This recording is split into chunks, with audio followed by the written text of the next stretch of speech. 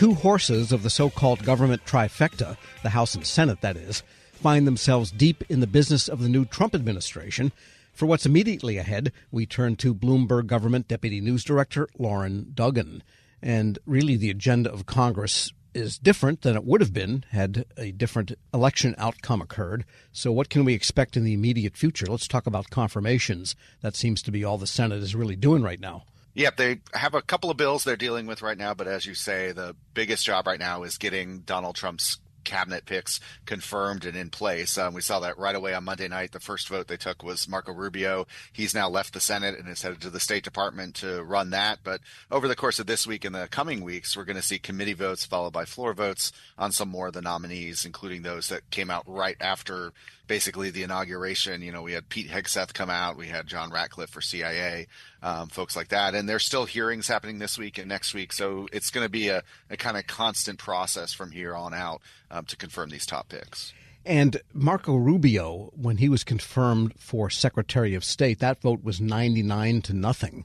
Is that simply because he's a senator and a fellow senator? Because clearly, you know, the minority now in the Senate is not all a fan of Marco Rubio, the senator. Right, or Donald Trump's foreign policy, which he'll be responsible for carrying out. I think that would be fair to say. But senatorial courtesy does still exist, and they probably wanted to back their person. And it also makes it easier to vote for somebody who's maybe within the realm of their normal kind of pick for a job than oppose other people that are still to come down the pipeline. But yeah, 99-0. He was one of the 99, I would point out, for Marco Rubio. But that probably that might be the high water mark for some of these. We'll have to watch. Yeah, because, say, Pete Hegseth for the Defense Department was voted out of committee. I think it was 14-13 or something, which presages what his Senate vote is going to look like, which is likely a squeaker. It could be a squeaker, and these are just simple majority questions. So if you have 50 plus the vice president, you could get a nominee through. So 14-13, that's a ratio that you could see working on the floor if that's what plays out there as well. But there will be more opposition to that nomination, definitely from Democrats, and we're still watching to see if any Republicans will as well, but that's not clear at this point. And what's the latest on the so-called conveyor belt of judges? I mean, there was a pretty active campaign going there when President Biden was in office, and they got a lot of judges in. How does that work now?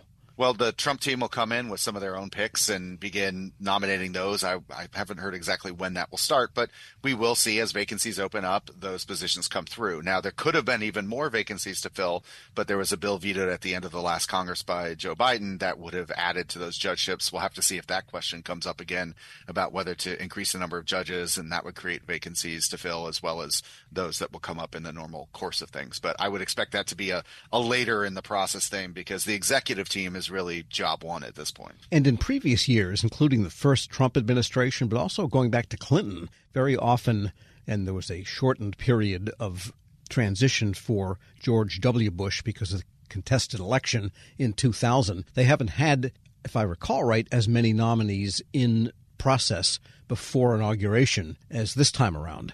And does that tend to make the Senate work faster because there's a bigger load of hay they've got to deal with immediately? Right. Well, they did have some hearings the week before the inauguration when, it took time to get the Senate up and running. And plus with the party switch there, you had to stand the committees up, that sort of thing.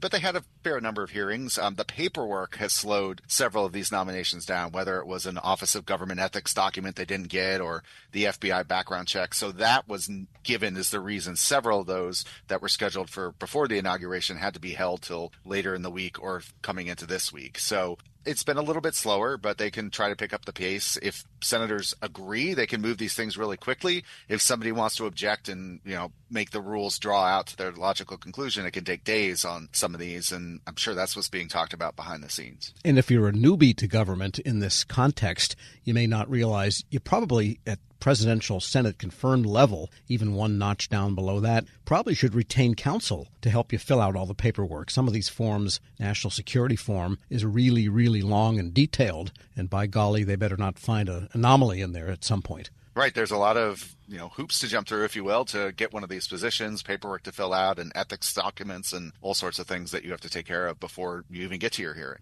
Not that I would shill for attorneys in this town, but that's just a reality. We're speaking with Loren Duggan, Deputy News Director of Bloomberg Government.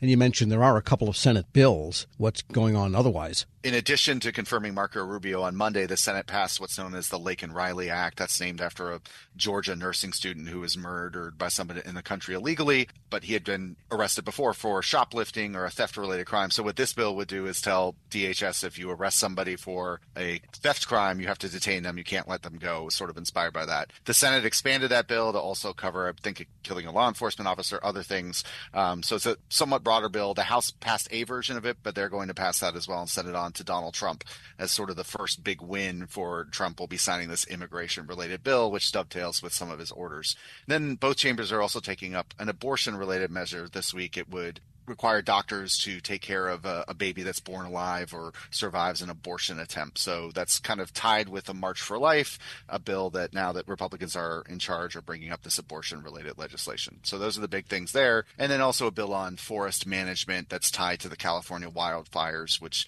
gives them a chance to resuscitate legislation that had been brought up in the past. Right, so that's kind of on the environmental front. Right.